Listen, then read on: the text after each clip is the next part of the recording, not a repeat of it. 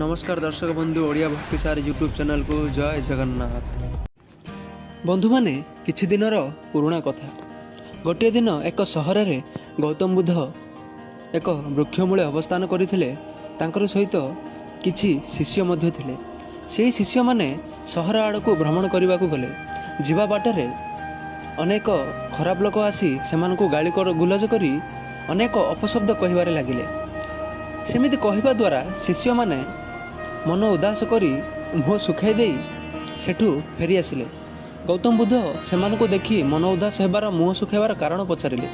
सेति मध्यरु एक शिष्य क्रोधित होई कहले कि एठी आमे रहिबार किछि मान सम्मान ही नाही, चलंतु एही स्थान त्याग करी चली जिबा। सेतिकिरे गौतम बुद्ध उत्तर देले, एमिति खराब कहतुबा लोक एवं खराब मनोभाव थिबा लोक माननकू भल बाटरे आनिबा ही आमर कर्तव्य। आमे परा साधु सन्थ। एमिति गौतम बुद्ध उत्तर देला परे शिष्य मानक मध्यरु आउ एक शिष्य पुणी प्रश्न करी कहले, एक उत्तम व्यक्ति काहाकू कहा जाए? सेथिरे अति सुंदर भावे गौतम बुद्ध उत्तर देले कि जब एक विराट काय हाथी युद्ध मध्यरे अनेक तीर सही आगक बढ़ी थाए, सेहीपरि आमको मध्य आगक बढ़िबाको हेबो। आमे जेबे भल कर्म करबाकू आगक बढ़ी थाउ, खराब बाटरू भल बाट को आनिबा पई लोक मानकू चेष्टा करि थाउ, सेतेबेले अनेक लोक हमको गाली गुलज करि थांती।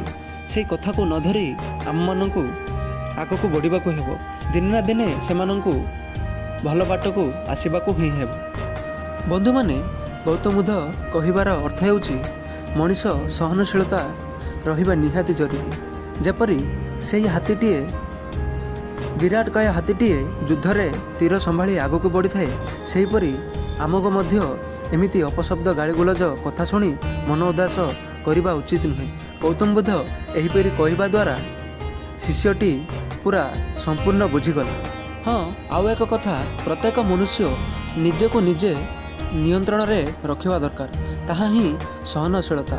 जे सहनशीलता को रक्षा करिथाए से ही उत्तम व्यक्ति होता है एवं महान व्यक्ति होता है। बंधु माने वीडियोटी केमिति लागिची कमेंट माध्यम रे निश्चय जणांतु एवं वीडियोटी को लाइक शेयर करी ओडिया भक्ति सार यूट्यूब चैनल टी को सब्सक्राइब कर दियंतु। जय जगन्नाथ।